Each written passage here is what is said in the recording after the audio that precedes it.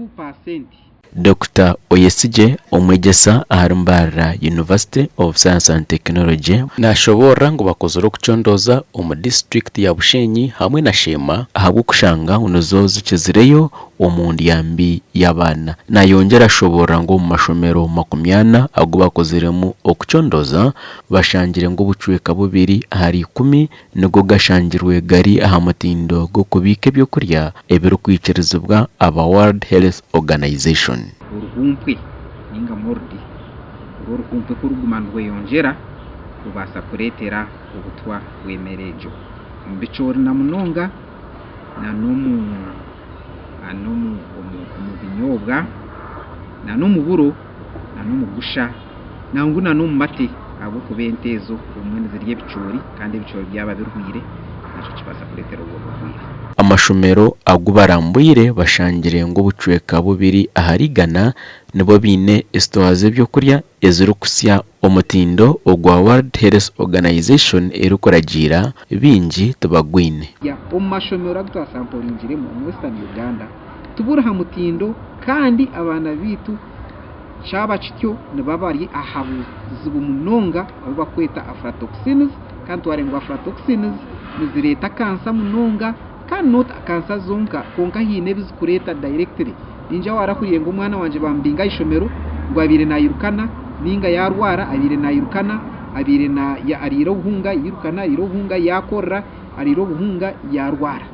so is aflatoxins tukujya nguzeta kansa yonka konka nizireta na neshi tweta acute symptoms ningo bubonero bwo kufunira waheza kuryemere ibyashangirwe Okucondooza bakashanga ngo bucweka nkagana butano aharigana ubwine obutwa omubuhunga bwesano obukorengo bucweka 10 obwekeragero kandi obucweka nkagana bubiri aharigana ahabuhunga obutekere boromwe butwa kandi sano ejo netinisa Abacondooza kashanga ngo amashomero food samples zo buhunga obwesano nkagana butana hari 10 zikabane ziri ahiguru ya World Health Organization na East African Community na European Union regulatory limits ezikurenga bucweka 10 ppb. Ico nikimanyisa ki nikimanyisa ngo obucweka kaga na butano bukaba bwine amashomero 38 obucweka kaga na butano bukaba bwine levels zayiguru munonga ezikweta aflatoxins in terms of obuhunga ogesa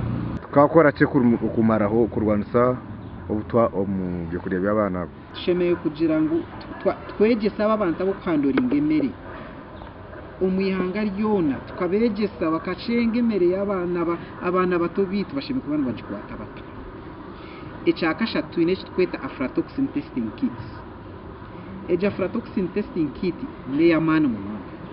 because nyera akwereke either ubwo buhunga bwa buri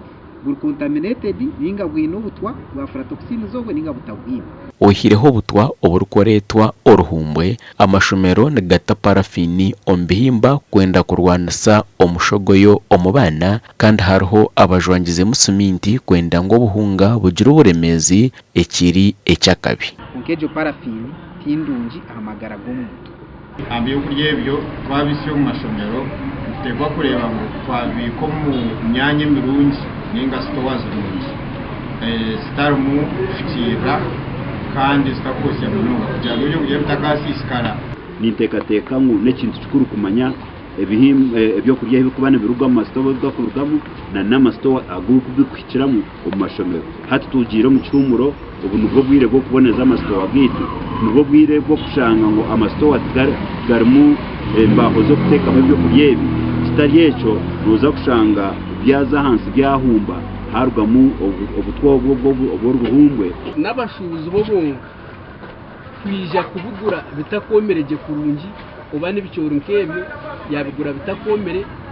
byagenda yasa yakora mu buhunga yabo leta yato mu market mwagura ko kuba wabire byo bicori bitomereje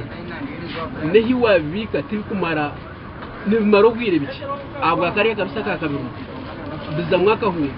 koko korobwo gashakwa Fredo Triakira Kabango.